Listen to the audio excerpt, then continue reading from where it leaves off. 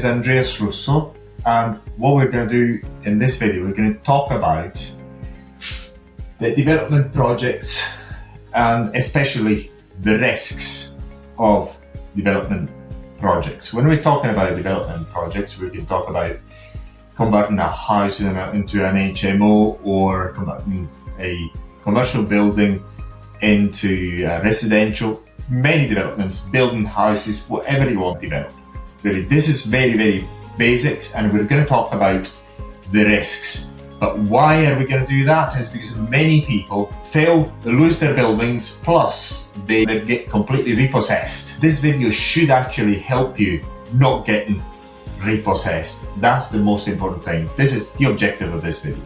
So what happens with development projects? Usually with development projects, what you have is that you do have loans with a first charge on the building that you are building, or the land, whatever that might be. If you are a novice, if you've never done any development, or you do not have a cash flow that is not dependent on a job, I would recommend nobody does this. Nobody takes any development loans or any bridging loan, anything for development. It's not only because it's high rate, the rate is not that important, is the fact that many times you've got a time limit, and then when you go over that time limit, they call in the loans and they can't repossess you, the whole building site that you worked on if you're late, and delays can always happen. And then if you don't finish the project, what are you going to do? How are you going to pay off the loan, and how are you going to sustain the loan for the time that the building is not finished? You've got to think about that. That's very, very important. Very important. So you always need to risk assess the project before you acquire the site, and after you acquired it, then assess it before you start. Now, let's talk about the various types of loans that you can take in order to do this sort of development project. There's many types of loans. The loans that people get is, in the UK, we call it a bridging loan. It's a timed loan with a first charge on the asset. Usually lasts tops 18 months. And after that, the bank calls in the loan and it may repossess you. You can use credit cards. You can use any other unsecured loans in order to finance the project.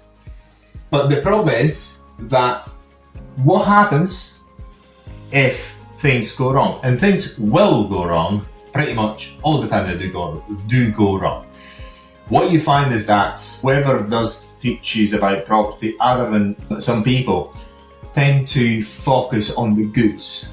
But this video is about the bads. So hopefully, by watching this video, I'm not going to come and take the property off you, because whenever you get repossessed, there's people like me that come and buy it and then finish it off on your behalf. So basically, people like me come in, buy it, and then finish it off and gets most of the profits. So you don't want that. Please watch this video until the end, so that is not happening to you. Why I'm making this video is just a side note. Is a sort of karma situation, because at least when I go and buy these building sites that aren't finished, in an auction house, and I buy these beautiful things, because I can tell how much work has been done and how much more needs to be done in order to be completed. At least I made this video and I made all this content available online for everyone. So at least I've done my part for that not to happen to you. So please listen carefully. Rule number 1. If you've never done any development projects, start small. Start very, very small. Buy, say for example, a small house or a small flat that only requires redecorating, for example. Just do that. So that's not going to be a big deal. And then start renting it out. Then the next one, you may maybe change a bathroom, for example, or put an ensuite in place. Get knowledge about the small projects, how much they cost, the problems that you've got hiring people, how much the material costs, people start robbing from you, people just start cheating left and right. I mean, you're gonna get everything and anything. So, but it's very important that If you start very small, then you have a good way of learning, because developments are very difficult. Developments usually require many different skills, and you have to acquire them all, unfortunately, if you want to be a property investor, a successful one. So that's very, very important. So always start small. But if you have, for example, something good in your hands that you know that once you're developed, it's going to make you a small fortune, as long as, and listen to me, as long as you do not have any loans on it, or if you have a mortgage on it, and you've got all the resources to pay that mortgage every month, stay put and be extremely conservative. This is why do people get it wrong and go bust and get repossessed and they don't do any more developments. It's because they see a development, something called, we call it technically a get rich quick scheme. They think that a development of any sort is something that is going to make them money quite quick. Unfortunately, the reality is very, very different. It's a very slow way of becoming very rich. It's one of the best ways that is going to make you extremely rich, guaranteed, but it does require time, fortitude, persistence, and many other qualities. And then if you've got experience as well, but even experienced people surround themselves with a team. So it's not easy at all. So it's capital intensive, meaning that it's really hard going. It's a hard asset. It's capital intensive. It's not something for startup. Also, it does require different types of skills. I, for example, I'm able to plaster, I'm able to rewire buildings of any pretty much almost any types. I'm able to design the fire alarm systems, grade A fire alarm system, install them, commissioning, make them work, everything. Almost anything in a building, a domestic stroke commercial building, I'm able to do start to finish. Dry lining, building walls, I mean, pretty much almost anything I can do. But this is not all the people that are able to do that. I mean, even I don't actually do the work myself. I get other people to do the work. Because in order to do any development work, you need a number of skills which one person is really able to have. But even if you happen to have these skills, you cannot do it on your own. These are complex tasks. Capital intensive, complex tasks. Be extremely careful. So how do you sort yourself out and how do you avoid going bust? That's question number one, because as long as you don't go bust and you see the project to the finish line, you're going to be extremely successful. Once the building is working and is habitable and everything is nice, then you can go on holiday for the rest of your life if you even want to. This is the beauty of developments. However, you have to go to the finishing line, and it's very, very hard. It takes longer than you think. It takes more work than you think. It takes more money than you think. You can actually budget whatever you want. You can calculate as much as you want. It always costs more. When you do development projects, what you have to account for is people cheating and stealing from you. I cannot tell you how many times I've been cheated on and stolen from. It's ridiculous. But if they cheat on you, cheat you, and steal from you, rejoice. Because you're going to make so much money, is ridiculous. So every time that something of this sort happens to you, rejoice. So you have to become a bigger person. I've had loads of things stolen from me, but I'm still come as the winner because I'm the landlord, I'm the 100% owner of the finished project, which is bringing loads of cash flow in. This happens, account for that. Expect, when you do a development project, expect your worst nightmares to come true. Expect them, because very likely they're going to be coming true. Is really hard work. Expect your worst nightmares to come true. And plan for the worst to happen. Always plan. Before you undertake any development work, small or big, expect catastrophic events. Say, for example, walls that you don't expect to be rebuilt, needing to be rebuilt, and then you have to do it. In the building I'm standing in, I think the wall on my right, see, I don't know whether you see this wall here, this one, I was taken down and rebuilt. I didn't expect that, but I had to do it. And that costs a bit of money and also work. I've done it partly myself with other people. So these sort of things happen day in and day out. You need to replace joists. There's nothing you can do about it. I mean, you don't expect them when you buy the building. When you budget for it, you don't expect it, but you have to do it. Many things you don't expect happen. You have people threatening you, people leaving you, people not coming in. You're going to have the very, very worst that can expect. Plan for it, plan for it, plan for it. And also, very, very important, plan. Very important. You do plan for running out of money and running out of credit. That's very important. You do plan for it, so even if it doesn't happen all good, but if it happens, you've got to have the plan so you're able to sustain the building, even whilst you do not have any more funds to go forward with it, and you are able to keep it.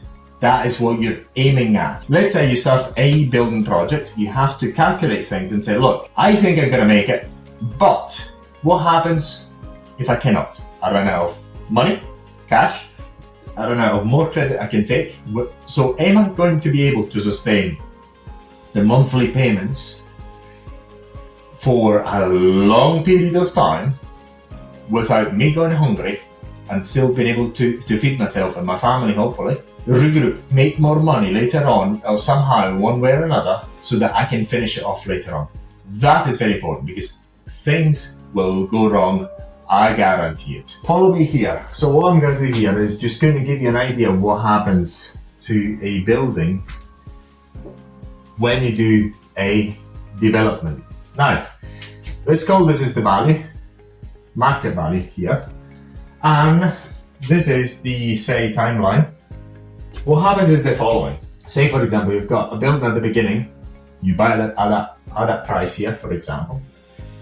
Then you start the development. What happens is the value goes in this direction.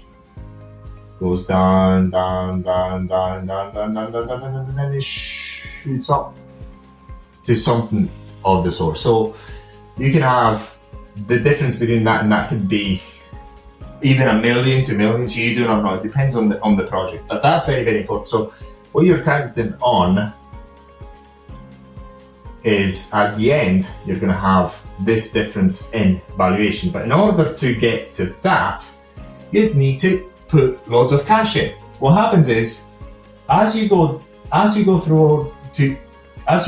the project and you put cash in, you're going to get to a point where the building is worth less than what you bought it for. And you cannot avoid it. It's a matter of life. It's a matter of physics. And this is the most dangerous point. So what you want to do is just get it, ideally to the end, but somewhere where it just at least about that, or if you put whatever amount of money, say for example, this is the difference between these 2 points is 100k.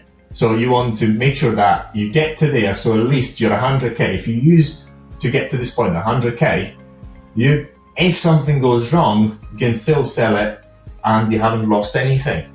But even if you get to there, for example, which is quite difficult, because you're going to have a useful building as soon as it reaches that point. That's a matter of fact. When it reaches that point, you're going to have a useful building which you can rent out, and any banks, usually most banks, will be willing to lend on. So you have to plan for being stuck here. So when you're here and you spend your nice, say, I don't know, 50k of a bridging loan or whatever you want to call it, or whatever type of loan, are you able to sustain the monthly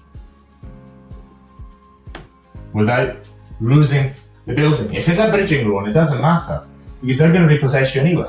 Because you cannot wait with a bridging loan. It's very, very important that you always plan. This is why I hate bridging loans. I've done it once. I'm not going to do it again. Hopefully, I will not do it again ever. But I've done it once just to learn. And I tell you, it was a very, very nightmarish situation because I went over the 18 months.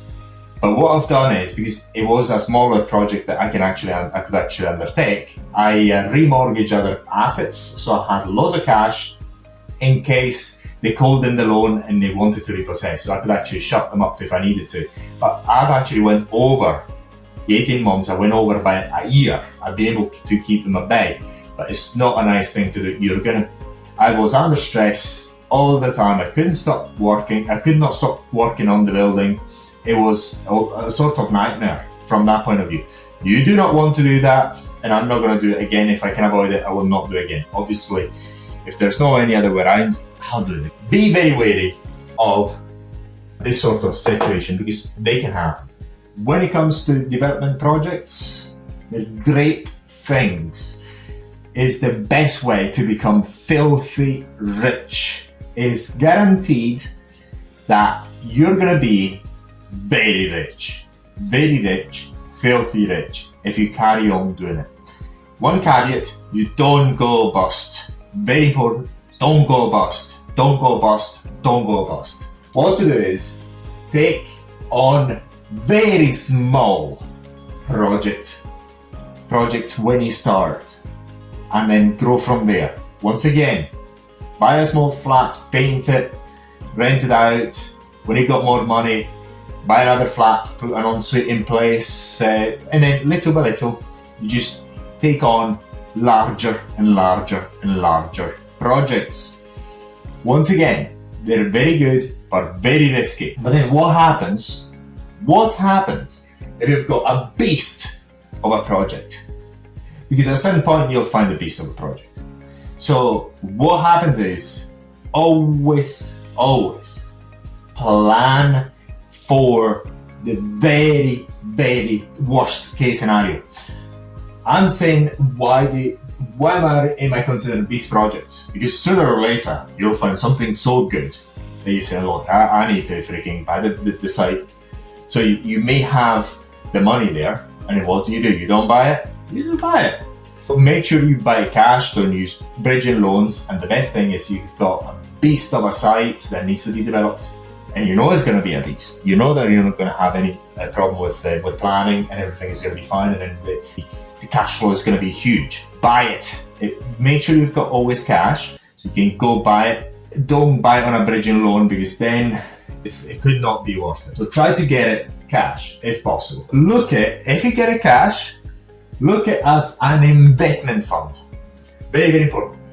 Do not look at a way to make money or becoming rich, because as I said, real estate and development projects is a slow way to get filthy rich. It's not a quick way to get money in. No quick, extremely slow and extremely painful. Take your time. Treat it as an investment fund for the future. Don't use it as a way to have an income, or even plan for having an income from it. Plan to live your life. You've got this huge development project, so plan it so that you can, if you've got any cash, you advance the project. You advance, especially if it's very, very big, you don't see the finishing line there. You've got some cash, throw it there. Why? Well, you could buy a Lamborghini, whatever you could buy. You could buy a big car. No, you put your cash in there. And be patient with it, because sooner or later, and sooner than you think, that beast is going to get done. If you carry on little by little. If you carry on, you'll find that all of a sudden, oh my God, this beast is done. And then as soon as the beast is done, you're going to get loads of cash coming in, and it's going to be a great future ahead of you. So you're going to be filthy rich, even with one development project can change your life, really. Only one. But it's very, very important to plan for struggle. You're going to run out of cash. People are going to just cause you all sorts of trouble. Plan for that. Never be in a hurry with big beasts. Don't hurry. Do not take bridging loans. Bridging loans are extremely dangerous. Say you've got a £500,000 worth of investment, worth of site, and then you get a bridging for 100, a bridging loan for 100, that bridging loan can repossess the whole lot.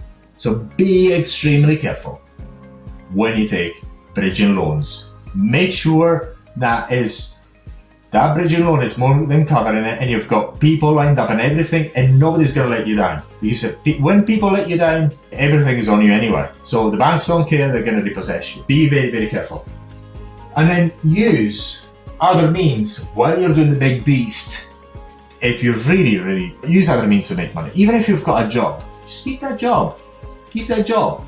It's not a problem. Use other means to survive until that is finished. Because once that is finished, then you can actually quit that job or whatever else you're doing if you want to quit it. So, but it's very, very important. These things are extremely good. The results are absolutely amazing, and I recommend anyone to do this sort of projects, especially big ones. Not at the beginning, but should it happen to you, not at the beginning. Never do it at the beginning. No matter what, don't do it at the beginning. But after a while, you've done a few, then you'll find a big beast, and you'll start to know how to do it.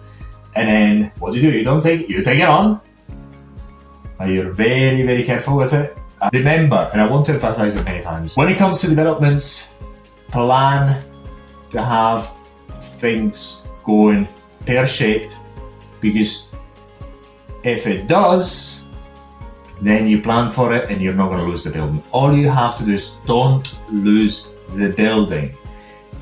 Don't think it's an easy ride. It's one of the most difficult things there are, because there are many factors in there. There's people factors. You require so many different types of skills. Things always cost more than you think. It's ridiculous.